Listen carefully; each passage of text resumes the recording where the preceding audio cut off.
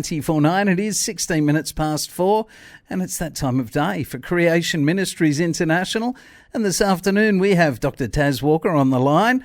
He's a Bachelor of Science, Earth Science, Bachelor of Engineering, PhD, Mechanical Engineering, and he's right here with us right now. Good afternoon, Dr. Taz. Good afternoon, Mick. It's great to catch up with you again. Really excellent. It's great to have you on again as well. Now, of course, Dr. Taz, I know you know a lot about coal. That's right, isn't it?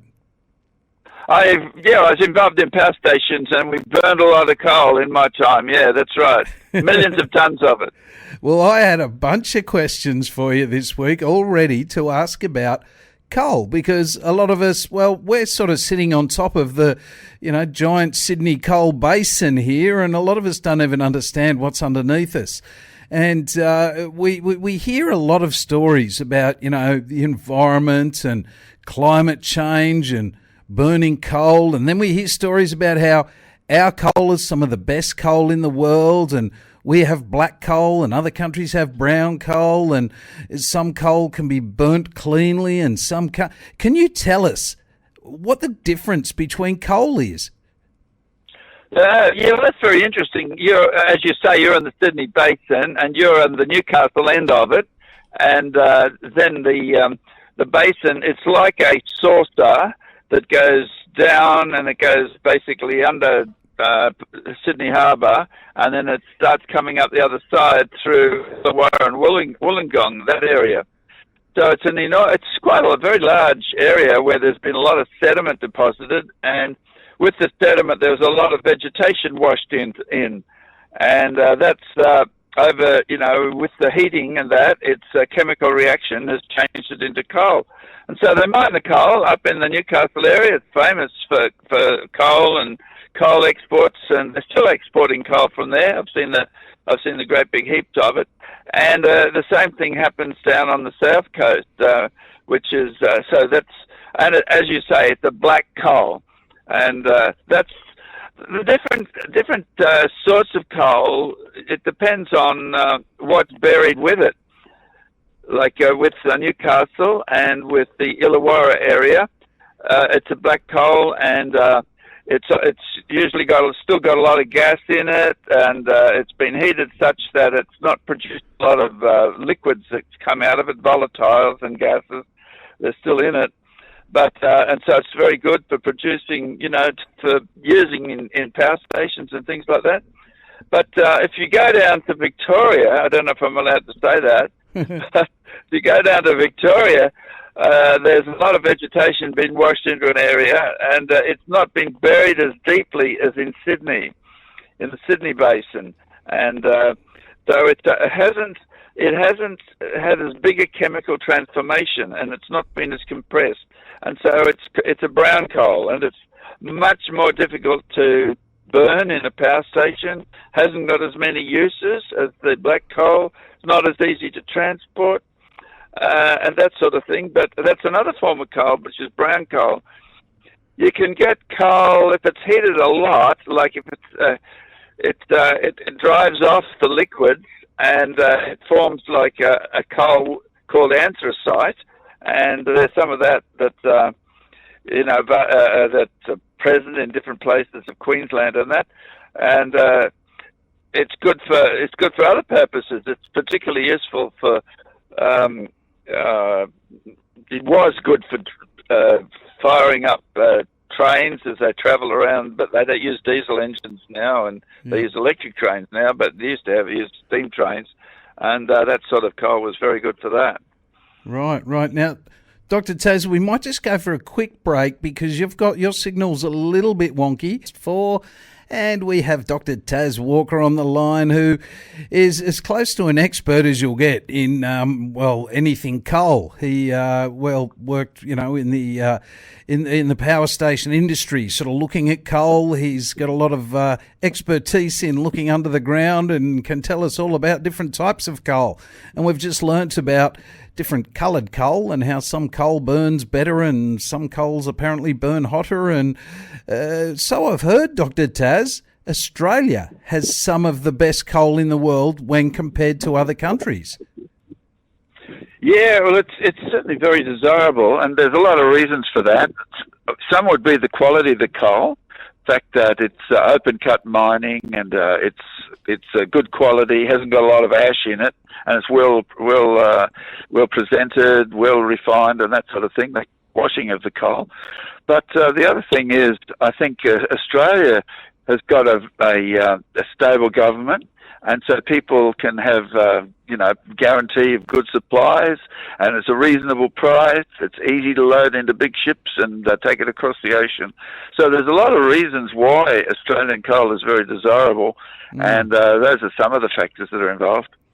And when it comes to coal, like when we were having a few issues with China recently, we heard them talking about clean coal. What does that even mean? Ah, right, yeah.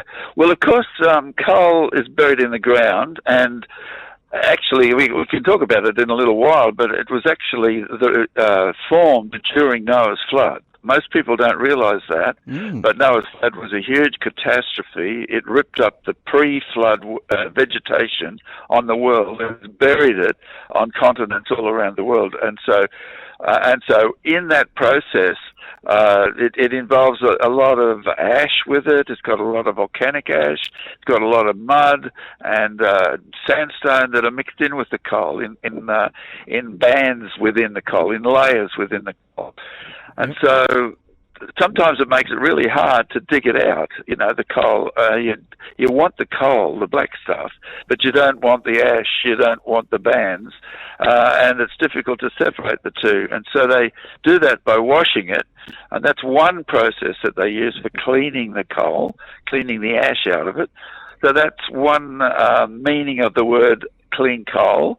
Another meaning is that when they burn it in a power station, it produces a lot of fine dust and grit and ash, and this goes up the chimney. And we used to have a terrible situation in Brisbane where the dust would just get out of the stacks and it would go everywhere, and people would complain really bad. And so they put equipment on the power station to take the dust out, and that was an example of cleaning up the coal. And so the stacks are clean after that, and they also take out a lot of the things like sulfur dioxide and other stuff and make it not so harmful. And these days, in burning in a coal-fired power station, the stacks are usually quite clear. You almost wouldn't know that they were burning coal because of all the cleaning up equipment. So that's one way they talk about clean coal. But as far as global warming and the climate change is concerned, when you burn coal, it produces carbon dioxide, which is a clean gas. It's an odorless gas. It's essential. We breathe it. We breathe out the carbon dioxide, breathe in oxygen, breathe out carbon dioxide, and this is actually essential for life on Earth. It feeds the plants, it makes the vegetation green, helps to get rid of the deserts a bit. So carbon dioxide is a good thing. And yet, in climate change, they say it's bad, and that it's causing the climate to heat up. But and so that's what they're talking about. They're wanting to get rid of the carbon dioxide from burning coal, which is an enormous task to do, and it's really not necessary because the carbon dioxide used to be in the air. And it's been put into the coal, and now the burning of it releases the carbon dioxide, and it's not harmful at all. But they call it carbon pollution, and so carbon, it gives you the impression it's black. It's it's sort of dirty and filthy, and it really gives a bad impression of what this stuff is. And I think that's it's a little bit disingenuous the way they call it that, carbon pollution, when it's actually not pollution. It's carbon dioxide, which is a small part of the gases in our atmosphere. And if all plants are breathing it, would more carbon dioxide actually be better for all the plant life out there? Well, in actual fact, it is.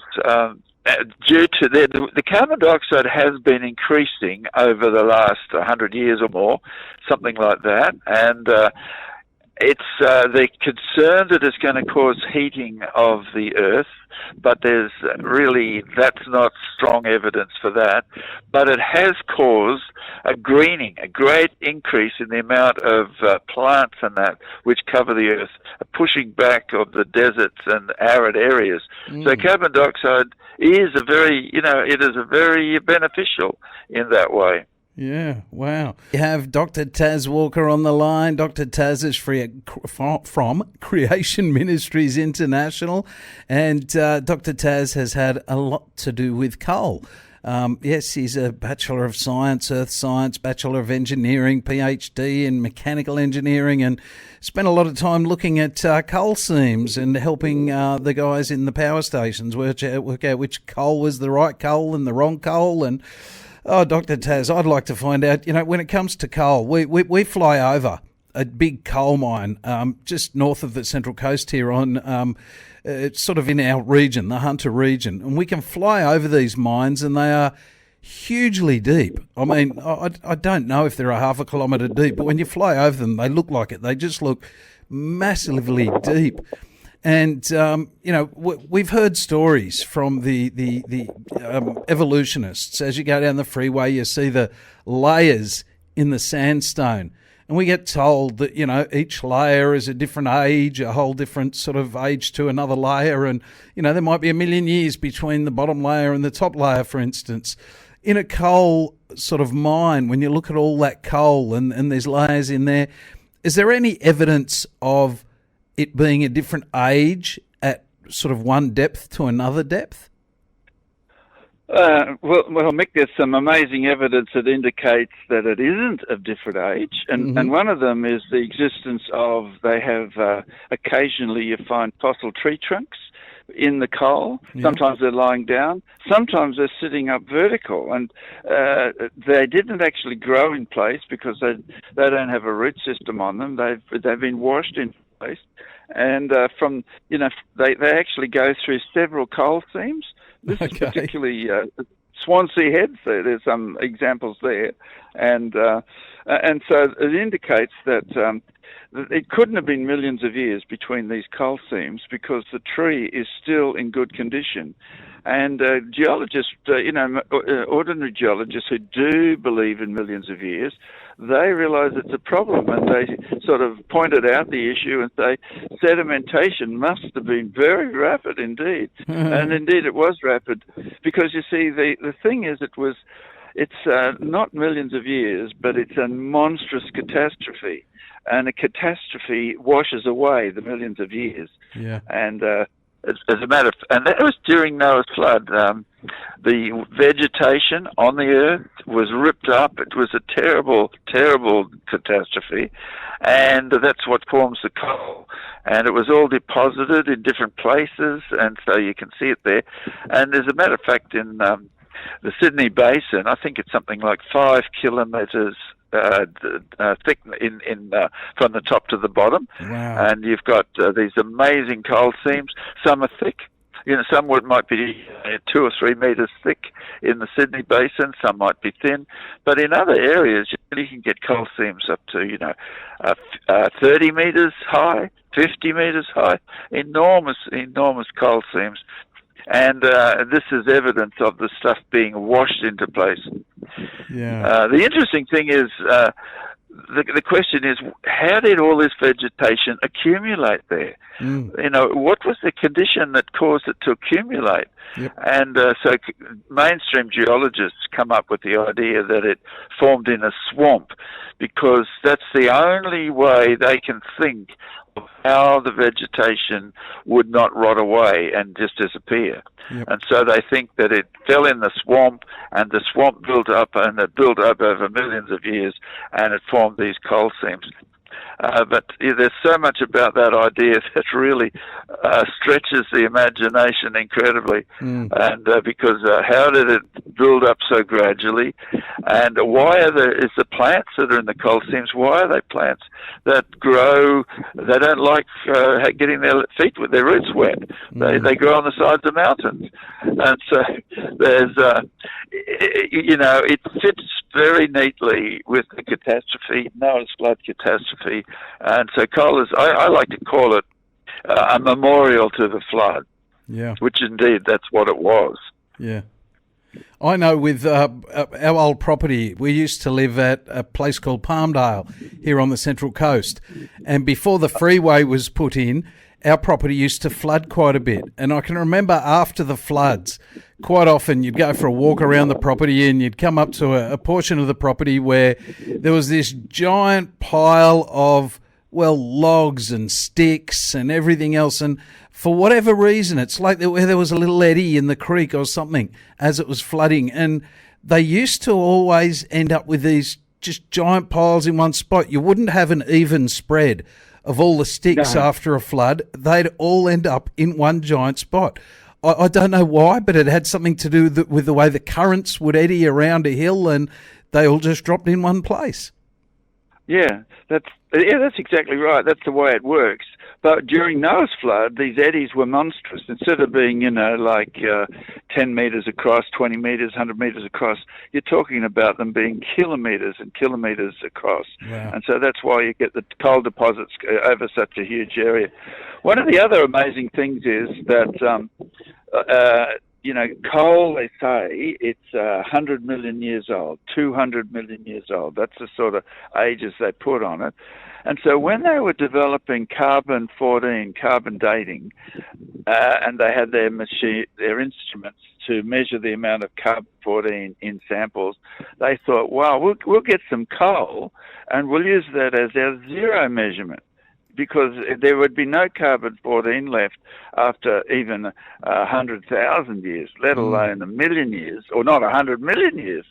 So that's what they thought, because carbon-14, it decays. It's got about half of it disappears in about 5,700 years. They measure how fast it decays.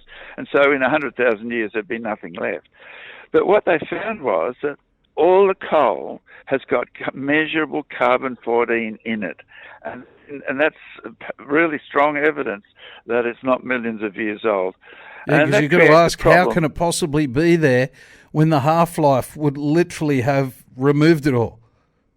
You're exactly right. That's exactly right. That's the question. And these sorts of problems that they have, basically, they really strongly believe in millions of years. And so it just becomes a problem. They don't really know what to do with it, but they won't abandon their idea that it's millions of years old, because it's a very, very strong belief system that goes down that line. Yeah, absolutely. Well, I guess if you're not believing in a God, or you refuse to believe God's there, you have to try and come up with something else. And that's right. They don't really have an alternative, do they? No, that's right. That is right. And the thing is, a lot of people, just hear this, and so whereas to hear an alternative, people say, wow, that makes sense. And so it really helps. And a lot of people, when they study at school, high school, and they study these things in their science classes, and even in primary school, they study this sort of stuff, and it makes them sort of think, oh, Mum and Dad probably don't know the Bible's not true, because they've been taught all this stuff at school. So it's really good that people get a bit of a different way of looking at things, so they can do a little bit of their own investigation. Yeah. And so that's why the organisation I'm with, we put information out.